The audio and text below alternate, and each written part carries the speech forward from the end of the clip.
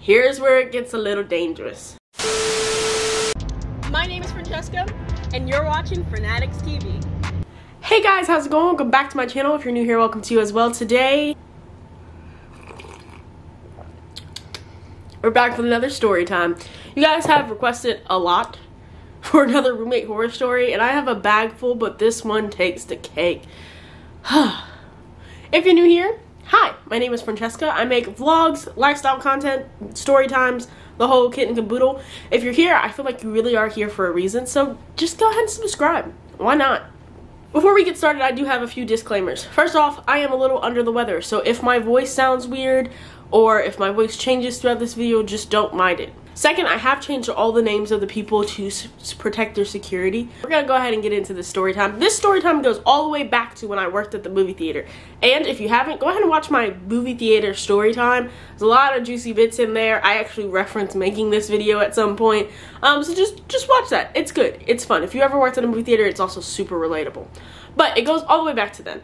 I had another not great roommate, who we'll probably get to at some point, who I wanted to leave and move out of the house that we were living in. So I started asking around at my place of work and like friends in general, and I was like, hey, is anybody looking for a place to stay, so on and so forth. But my friend Eli and someone that we're going to call Sarah for the sake of the story came to me and they're like, yeah, let's look for a house together. So we spent a while looking for a house together. Nothing really ever came of it. It's a really weird memory in my head. But Sarah's mom ends up offering for her and her sister, Caitlin, to stay in the house, but they can get a roommate because there's a third room and that'll help them, you know, of course, pay the rent. So Sarah comes to me with this proposition. It's like, hey, mom's offering, you know, this option. And honestly, the rent by itself, like now as an adult, the rent without us splitting it was really affordable. But then when we split it across 3 kids, like, it was super affordable. So I was like, I don't want to live where I'm at now, and that's really affordable rent. Let me do this. But I will be honest that we should have probably gotten to know each other a lot better before we moved in with each other, which is really, honestly, I will say that on my part, that's something that I should have done. If you move in with someone, you need to get to know them, okay? Just disclaimer. So I agree to move into this house, and as always with these stories, something happens in the beginning where you're like, you need to turn around, but it's okay. It's, you know, I'm like white people in scary movies. I don't know when to turn around. So when I first agree to get there, their mother has me sign a lease. This lease is not a lease, and it does not hold me to a term of me staying there. It does not do any of that. What the lease says, for the most part, and I don't have a copy of it, I wish I did, but the lease basically says no alcohol, no drugs, I think no boys after a certain time, and like there are no dogs allowed other than the 3 dogs that live there. I'm not going to use the dogs' names because they don't need that, and that she reserves the right to come into the house at any point in time with notice. All of that was broken. I'm gonna just throw that out there. Like, all of that was broken by her own kids and her with the whole coming into the house thing. But that aside, I was like, I'm not like tied to this or anything. Like, it's not a lease. So I signed it. I moved in. When I initially moved in, there was still stuff in the room that I was moving into. My understanding is that Sarah was moving out of the room that I was moving into her mother's old room, and that's why there was stuff. So like, I could not even comfortably get in a good amount of time because there's still stuff in the room. And I feel like this is a reoccurring theme in all of these stories. Like, all of my bad roommate stories, there's stuff in my room when I get started, and that kind of like touched me the wrong way. And then I also really much so felt like I didn't have personal space very early on. I had my ex and one of my good friends moved me into my room with like my larger stuff, and we were trying to hang out and like play video games, and I just very vividly remember Caitlin just opening the door and being like, hey, which is so, you know, like, me and my sister are 9 years apart. I'm not used to that over friendliness. Like, me and my sister love hanging out with each other, but we also give each other our space. So I feel like I got thrown into the situation as like a third sister, and there was a lot of disrespect and lack of personal space that came with that very early on. Another big thing that happened very early on was like the dogs kind of became an issue, which is crazy because we'll get to like the end of this and you'll be like, oh really? Yeah. So Inside the house there were 2 dogs, a small dog and a large dog, and outside the house in the fenced area there was a larger dog as well. The large dog was actually very like in your face, jumps on you, will take your food, but she's a sweet dog. But it's a lot when you're not used to living with dogs, especially like dogs that aren't your own. And the dogs would often pretty much like use the bathroom in the house, and it would take someone days to clean it up or hours to clean it up. And I felt myself constantly cleaning up after these dogs. The house was also always a mess, which I'm now at this point as an adult where I'm like, not everything has to be clean, but it's like the common areas like that you're sharing, you should try to keep those clean, but nothing was ever clean. There was always dishes in the sink, and I'm starting to like feel a little bit like, okay, this is not the best idea. Kind of out of the frying pan into the fire. That's how you say it. There were often times that they would forget to feed the dogs, or that the water bowl would be taken up because one of the dogs had like acid reflux or something. I don't know, if she drank too much water too quick, she threw up. But it was like, I felt like I was starting to take care of these dogs a lot more than they were. And it was stressful to me because I worked like 30-40 minutes away at one point in living here. At first I started off as working at Regal, and then I worked at a terrible call center. And so once it got to that point, it was like I'm spending hours a day outside the house, and I come home and I still have to do these chores that aren't my responsibility. But that's beside the point. The kitchen was always a mess. The bathroom was not the cleanest situation. That definitely quickly changed. I will give Caitlin that. I had a conversation with her, and I was like, hey, like, I can't do dirty kitchens and I can't do dirty bathrooms. I kind of don't have a choice with the kitchen because I'm not cleaning up after anyone, but can we try to keep the bathroom clean? And she did. She kind of like allowed for that. But it was just like automatically kind of deer in headlights, and I'm like, oh no.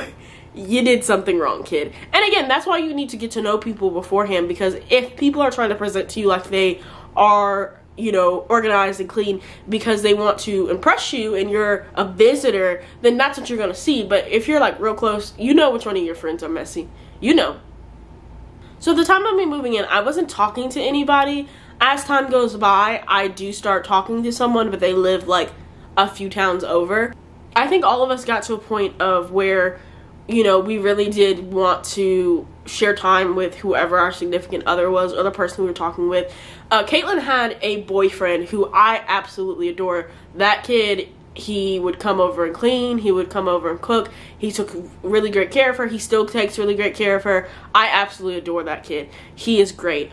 He was never a problem, and honestly it was weird because the family always made it seem like he was a problem, and they wouldn't let him stay there, which was weird. But then I'm going to get to what I'm getting to now, because they basically were like, well, we don't want boys in the house.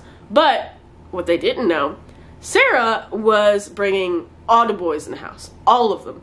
And so again, I was understandable because at the time I was also single, and I honestly wasn't really talking to anyone but that one person, but I still understood because I was single. And so, you know, we live in the age of Tinder, we live in the age of Bumble, we live in the age of all those, Plenty of Fish, which I don't know if young people use that. I don't know how dating apps work, but we live in that era. Here's where it gets a little dangerous. So for context, we live in the middle of the country. Like, no one's in the neighborhood when they come to visit us. That's not the truth. That's not how that works. And we're also a house full of girls, and yes, our neighbors were really sweet, really nice, and looked out for us, but Sarah started bringing guys over with no warning. Now, when I first start realizing this, I'm going out of my room like in a large t-shirt and just undies, because we're all girls, to take a shower, and there's just a random dude on the couch. And I mean, this is like 9-10 o'clock at night, and there was no warning. I didn't know either the context of how she knew this person. There's just a dude on the couch with no context. And I was like super bothered by that. And so, you know, I talked to both Caitlin and Sarah, and I was like, hey guys, listen. We need to set a rule where if there's going to be a dude in the house, say boy, try to say how long they're going to be there, whether someone's here or not, because I don't want to come into my house to a random dude. I don't. And so we tried to instill that rule, and I'm going to be honest, it wasn't kept. I think for the most part, like, I have a lot of male friends, so most of the time when someone is coming over the house, because I was kind of embarrassed of how dirty the house was, it was like one of 3 of my guy friends who were very understanding and understood that, like, what was going on had nothing to do with me. I think I may have brought over like a guy friend, like, not friend, but like guy friend, like once or twice to like watch movies. And then I realized from there was like a time that she brought a guy on a date to where we worked at the movie theater, and I was like, oh, cool, you guys are on your first date, how cute. And then I come home to find out, or Caitlin ended up telling me either way, that this guy stayed the night at our house. And I didn't stay the night at my own house that night. I went to a friend's house. But I was like, girl, you just met him. We have, like, guns in the house.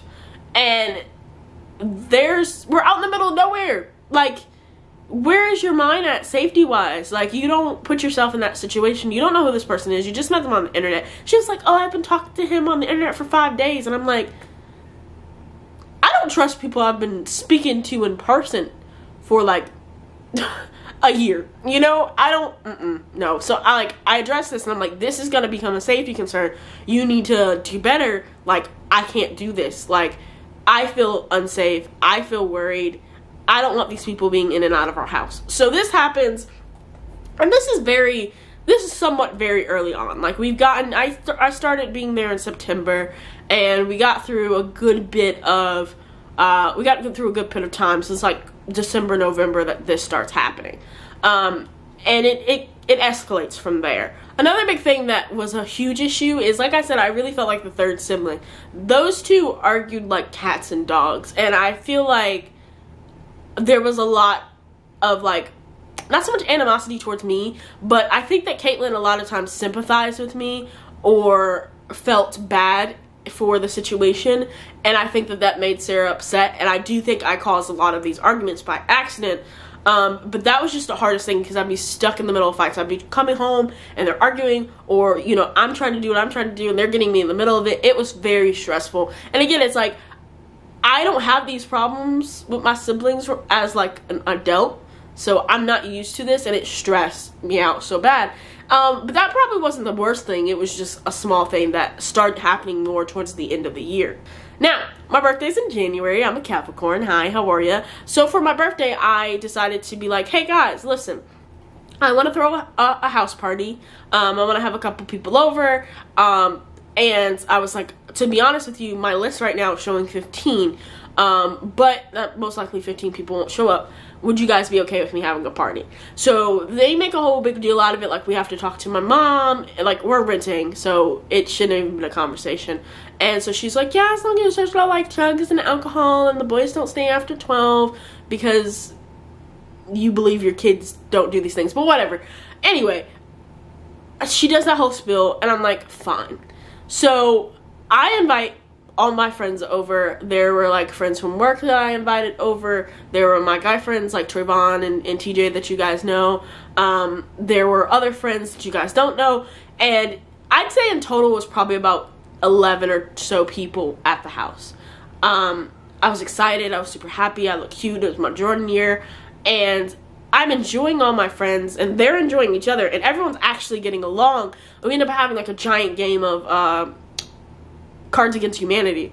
And I just get on my phone, because I've been, like, posting on my phone, like, it's my birthday, hey, you know, you do that. And I go on Instagram, and I still have the photo, but I'm going to be nice and not post the photo. And they're literally talking crap on Instagram. And I pull it up, and I'm like, it says something like, oh, there's way too many people in my house. And then the next one was like, I can't wait for this to be over.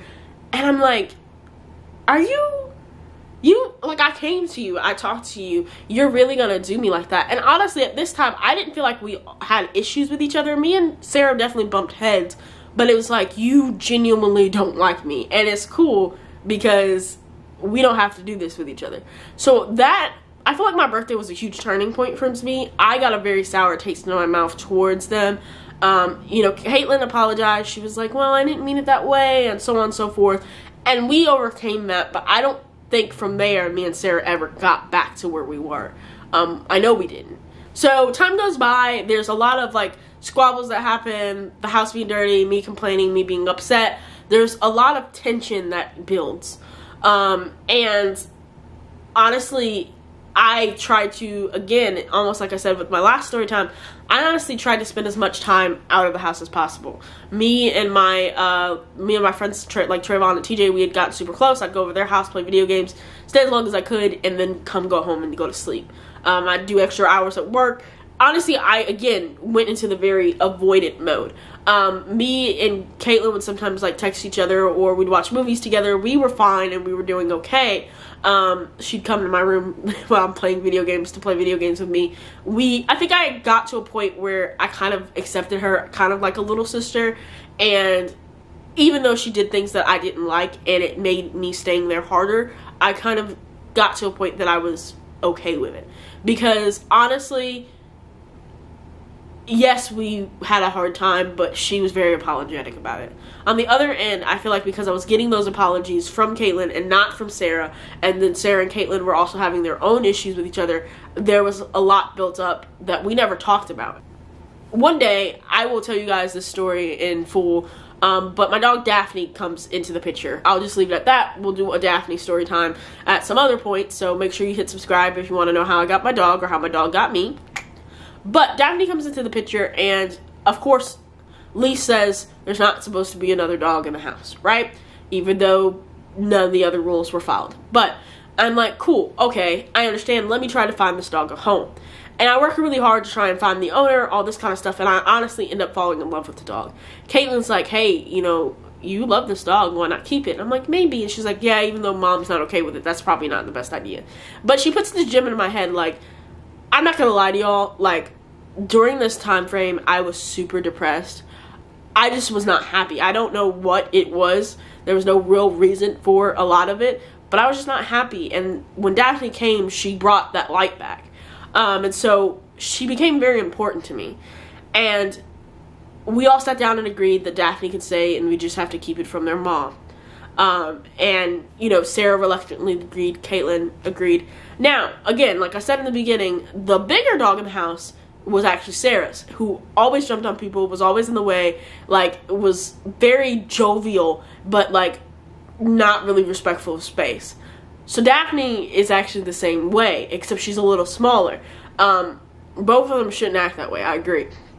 But Daphne comes in the picture, and it's like this whole thing of, like, oh, Daphne's always doing this, Daphne's doing that. Anytime that something went wrong, the blame went on Daphne, when the other two dogs were doing these exact same things, like, always.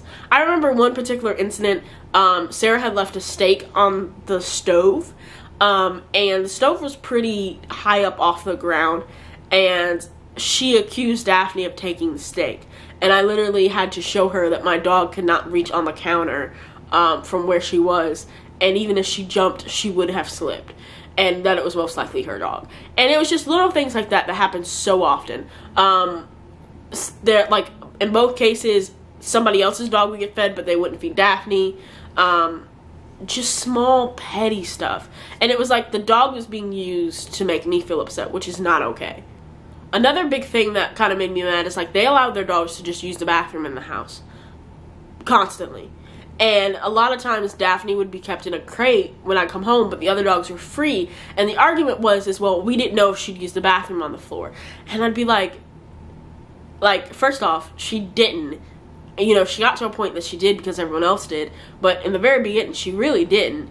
There was no reason for you to keep her in a crate while everybody else got to be free. And that still gets me to this day. The worst thing is, there's an incident occurs that when Sarah and Caitlin had a memorial pillow. It was something very important to them that belonged to someone who had recently passed away, and Daphne actually ends up biting the buttons off of it. And I felt so bad when that happened, because it is absolutely, like, I can't imagine how I would feel in that situation, especially when it's still raw, and, you know, you have to come through that and overcome that, and these are things that you have left of that person because you don't have that person anymore. And so I did feel really bad when this happened, but when Sarah catches Daphne doing that, she actually ends up close fist hitting her. She doesn't know that I'm awake or that I knew that it happened. I do address it with her later, but I peek around the corner and I see it. And I'm so, like, emotional from both of those things that I just, like, bawl and cry. And I addressed it later and really kind of expressed how upset I was. And she didn't care. And I guess I can slightly dismiss her not caring. She did eventually apologize and said that it's not something that she should have done. And I think that's probably the only thing that she's ever apologized for. But at this point, things are getting super toxic. And I am like, I don't want to be there anymore. So it's starting to get worse, and it's just about to get even worser. So Sarah's still bringing guys over that she meets off of Tinder, not really knowing them, not really knowing any information off of them. And she starts seeing this particular guy who I'm going to call Hanson. So I remember seeing him the first time, and, like, I'm not even trying to be nice in this situation, but dude's trashy, and she deserves so much better than what she gave to herself, because that dude was trashy. And he pulled up in, like, a motorcycle, and I guess she thought that was cool or whatever. And both me and Caitlin were like, no. And I just didn't like him. He was, like, significantly older. He was in his 30s, if I'm correct. And just trashy. And so time goes by, and she's like, well, I want you guys to really, like, get to know him and be nice, because he's always around. And that's the thing. Like, dude was always around. And I never caught on to, like, how often until a little bit later. But one night, we all decided to go out with each other. And I'm like, okay, cool. We all go out. We go to karaoke at this local spot that we have here. And dude gets trashed. Like, sloshed. Like, full-on trash. And he ends up actually, like, spilling a drink on me and throwing up in our yard. And I remember when this happened, both me and Caitlin look at each other and we're like, no, we're not doing that. Bro would make her wash his laundry, like, grown man, not like, hey, can you do this for me, but no, you're washing my laundry. He'd make her wash her laundry, he'd make her do all this kind of stuff, and then he ends up crashing his motorcycle while drunk one day. And that was, like, my straw. And I'm like, dude, you need to get out of this. This is toxic. This is messy. Like, I don't want this man in the house. He gets kind of loud and aggressive. Like, he was yelling and stuff sometimes at her. And I realized it. And I knew it. And I was like, this is not good, you know? And we both, Caitlin and I, had addressed the situation. And because he drank a lot and he would get kind of loud when he drank. And I'm like, okay, now he has this charge of him crashing his motorcycle while drunk. This is your time to slip on out. But girl was still going to go pick him up. He was still driving his motorcycle even though he wasn't supposed to. And I'm like, Jesus, okay. So it's getting to the point that I'm like, he doesn't like Daff either. So he would, like, raise his hand at her or, like, say things. And I'm like, I'm not here for this. And me and him would, like, have words about him doing those things. All of it just became so toxic at once. And then one day I get a call from Caitlin. And Caitlin's like, Hanson's in this house. And he's been here all day because I've been here all day and he doesn't know it. And I'm like, okay, is Sarah there? And she's like, no, Sarah went to work when you went to work. And I'm like, wait, what? And we start to realize this man's been living in our house. So I've been, like, completely unsafe, moving around my house thinking it's just us girls, like, dressed any kind of way, because you dress any kind of way in your house. And this man's just been, like, free living off of us. I think he lost his job. I don't know if he ever really had a job, but he said he lost his job. And he's just living here. And he's a drunk, and he's very kind of aggressive. And he gives me vibes that he could be violent. I didn't have any reason to believe that, but I got those vibes. And I'm like, why do we live here? And things get bad, and I start to hear him yelling more at her. I start to hear just, like, I don't like the way he talks. And she says that he's joking with her. And I take that at face value. Maybe she actually believed that. I don't know. Time goes by, and I'm just uncomfortable, and I hate it, and I'm like, keep Daff away from him.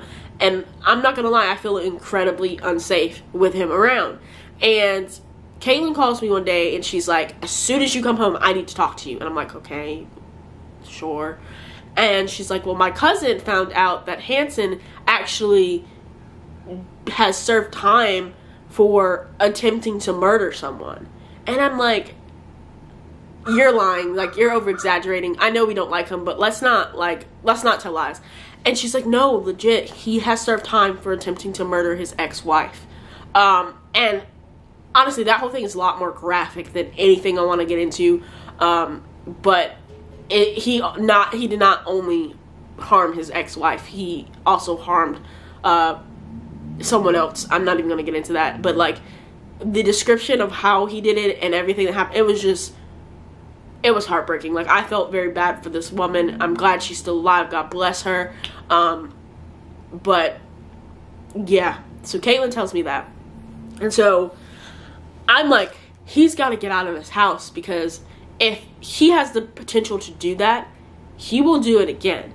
And the thing is, if anybody gets in his way, especially if he's drunk, we're in that situation too. And so, like, I'm like, this is a crazy safety hazard. Like, I need to go. I don't want Caitlin here anymore, because Sarah's not even caring about her own sister's safety. And I'm like, we've got to get free from this situation. So I pull Sarah aside and I tell her what we found out. I show her some of the information that we were able to find online. She's like, yeah, he told me about that. She just lied.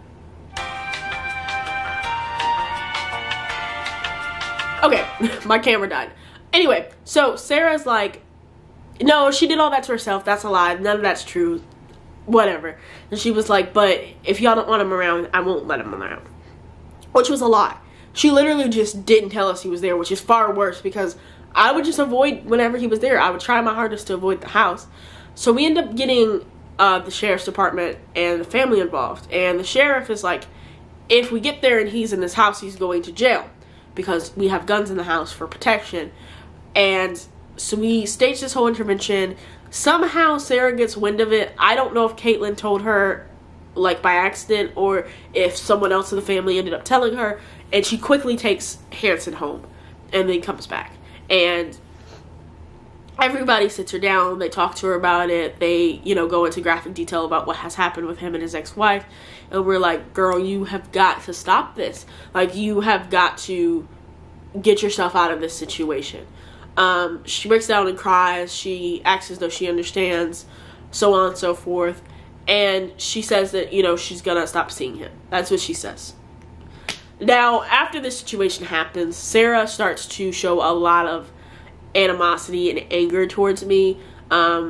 She becomes very rude. She becomes very, like, short with me. Basically, we're both avoiding each other at this point. And at some point, I get a text message from their mother, who is our landlord, that says, I'm coming over to clean out the garage, so on and so forth. It's my understanding that there is a stray dog that has been staying in the house for some time. I want that dog out by the time I get there. And she reminds me personally that this is in violation of the lease. Now, we'll remind back to that lease, if you want to call it that. And one of the things that lease said, that if you violate any of these rules, then you will no longer be able to stay there. That clause was there for me, not for them, because those are her children. Even though maybe she would have put them out. I don't know.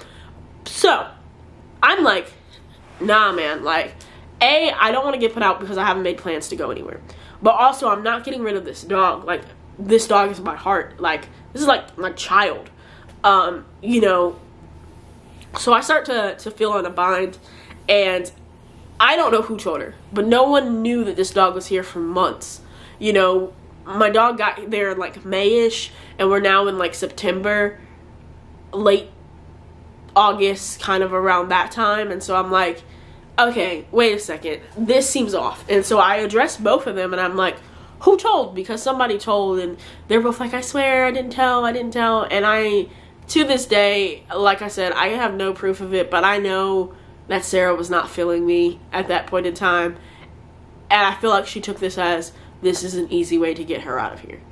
And that's how I feel. That being said, I end up having to go through this whole rigmarole of trying to find Daphne a place to stay. Neither one of them helped me. Both of them are like, hey, did you find a place yet? She's got to go. Mom's coming on this day and time. And I'm like, I get that. Like, they're being so difficult. And I'm so emotional because I'm having to give up my dog. I ended up driving my dog to Columbia, South Carolina, because one of my friends there said that he would take her in, and then he changes his mind halfway there, and I've driven like an hour, almost 2 hours. My dog gets loose. I end up getting her back. We come back, and they're both still giving me this whole like, well, the dog needs to go type attitude. And I'm like, you guys have put me through all of this. You guys have violated all of your mother's rules, and I've never said a word. And now you're on me about my dog. So I went ahead and I applied for the apartment, technically, that I live in now. Like, if you follow my channel, you know that I still live in the same apartment building. I just switched into a remodel one recently. But I moved here, and I've lived here ever since. And I did that all in like a 5-day turnaround, and I didn't tell them a word. I just texted their mother one day, and I was like, I'm moving. This is my last day here. She was like, well, you still need to pay me rent. And I was like, nope, I will pay you the prorated rate. And she got kind of sassy about that. She's like, well, if you think you're going to pay a prorated rate, I need my keys. And I was like, bet. Because guarantee you, all my stuff is getting out of this house tonight. And I already had my friend meet me there with his truck, and we moved out everything that was in that house that night. Now, the girls offered to help move, which I was like, this is some petty mess. But I was like, yeah, sure. I mean, I need extra hands. Why not? So they offered to help move. We get to my new place. I set everything down, and I have to go back to get Daphne because I left her there because I just felt like it would be more comfortable for her to stay where she was and not have us moving stuff around her. And so while I'm gone, my best friend is left with Sarah, and she starts talking crap about me and about how, like, I was the worst roommate ever, and just talking crap. Like, my friend's not gonna tell me, honey. And so, of course, I'm getting text messages about everything that she's saying, and I'm just like, why? Even to the end, Sarah was like, I still don't like you. And she just made everything so difficult. But since then, last fall, me and Caitlin and Sarah went to Spooky Woods, which is like a haunted trail thing together, and I really feel like me and Caitlin have found a way to mend this situation. I know that she was very upset when I was upset about their mother, and I had even posted on Facebook that I was being evicted just because I had my dog. Like, she was upset about all of that kind of stuff, and I get that, and I feel like we've really reached a place. I think that me and Sarah have just given each other the appropriate amount of space that was needed. Like I said, we've hung out since then, and I'm really in the spirit of trying to forgive everyone. I think in a lot of ways, maybe Sarah wasn't in the best place that she could have been in at the time, and that's totally okay. We all grow, and I hope that if you're watching this, that you know that I'm here, and if you ever want to hang out, you ever want to talk, or anything of that nature, we're here. So I don't know why I just pluralized myself, but I'm here. Well, I thank you guys so much for watching. If you stayed this whole video, go ahead and put a red heart in the comments. That'll let me know that you watched it all the way through. Also, guys, watch out for more story times. I have one more roommate horror story that I'm going to tell at some point. Don't know when I'm going to get there, but we'll get there. And you should just subscribe in general because I have a lot of great, awesome fall content coming up. I thank you guys again so much for watching, and I hope you have a great rest of your day.